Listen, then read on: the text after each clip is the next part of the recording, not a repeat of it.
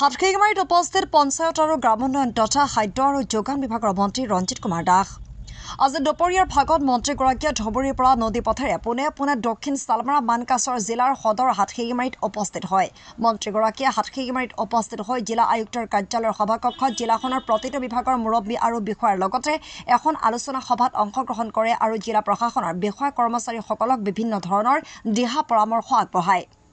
মন্ত্ৰীগৰাকীয়ে আলোচনাৰ অন্তত জিলাখনৰ কেইবাখনো চৰকাৰী কাৰ্যসূচীত অংশগ্ৰহণ কৰে। ইয়াৰ পাছত চৰকাৰৰ বিভিন্ন আঁচনি পৰিদৰ্শন কৰি ভাৰত বাংলাদেশ সীমান্ত শিশুমাৰা BSF কেম্প আৰু ব্ৰহ্মপুত্ৰ গৰাখহনীয়াৰ নদী পৰিদৰ্শন কৰে মন্ত্ৰীগৰাকীয়ে।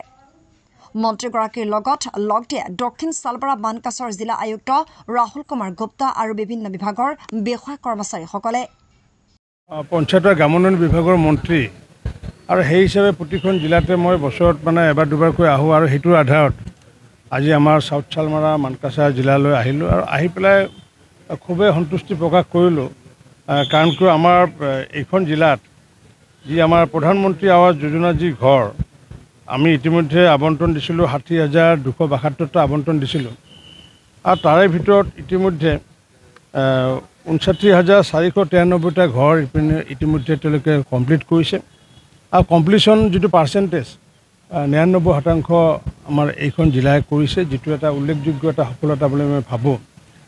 আৰু এইখন জিলাৰ এই 99%টো আমি আগন্তুক দিনত আমি জুলাই 30 তাৰিখৰ ভিতৰত যাতে আমি 100% কৰিব পাৰোঁ, তাৰ কাৰণে আজি মই বিভিন্ন ধৰণৰ দিহা পৰামৰ্শ মই আগবঢ়াইছোঁ। যিহেতু কাম কৰাৰ যিহেতু এটা পৰিৱেশ আছে, মানুহে কাম কৰিব বিচাৰে, যাতে 100% যাতে কৰিব পাৰোঁ তাৰ কাৰণে প্ৰচেষ্টা ইতিমধ্যে হাতত লৈছোঁ। আৰু এই যি আমি 60,000 যি দিছিলোঁ তাৰ পৰৱৰ্তী সময়ত নতুনকৈ পুনৰ আমি ইয়াতে ঘৰ আবণ্টন দিছোঁ আমি 9,400 ঘৰ আৰু আগন্তুক দিনত পুনৰ 10,000 ঘৰ আহিব। আৰু এইটো যদি চাওঁ তেতিয়াহ'লে আমাৰ প্ৰায় 79,856 গৰাকী ব্যক্তিয়ে বা পৰিয়ালে ঘৰ পাবগৈ।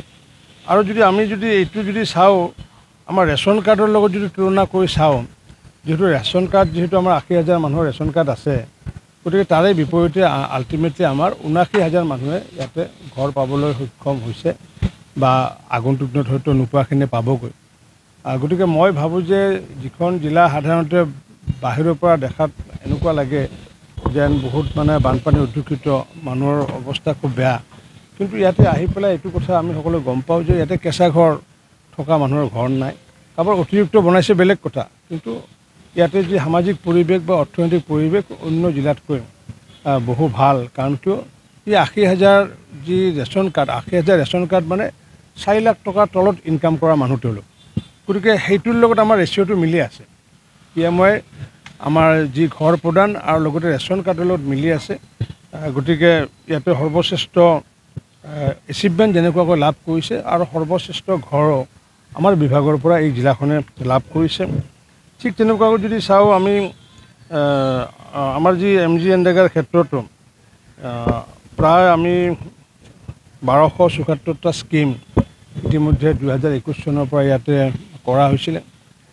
নতুনকৈ আৰু স্কিম ল'বলৈ চেষ্টা কৰা হৈছে যদিও পুৰণা কিছুমান স্কিম পূৰ্বতে প্ৰায় 2021 চনৰ আগতে কিছুমান স্কিম বাস্তৱত দেখা পোৱা গৈছে যে বহুত ধৰণৰ খেলি মেলি কৰাৰ বাবে বহু নতুন স্কিম আমি ল'ব পৰা নাই এইখন জিলাৰ। কাৰণ কিয় প্ৰতিটো GPত অনগয়িং যদি 20টাতকৈ অধিক থাকে তেতিয়াহ'লে নতুন কোনো স্কিম ল'ব নোৱাৰে, যাৰ কাৰণে এই জিলাখনে নতুনকৈ চাফাৰ কৰিছে আৰু দিন যোৱাৰ লগে লগে স্কিমৰ সংখ্যা নতুনকৈ লোৱাটো কমি আহিছে। কাৰণ কিয় 22-23ত 734টা স্কিম লৈছিলে, তাৰে বিপৰীতে 23-24ত 402টা ল'বলগীয়া হৈছে আৰু 24-25ত ল'ব লগা হৈছে 148টা ল'ব লগা হৈছে। তাৰমানে দিনক দিনে ইয়াতে কমি আহিছে। কিয় কমি আহিছে? যিহেতু অনগয়িং যিহেতু স্কিম যিহেতু বেছিকৈ চলি আছে।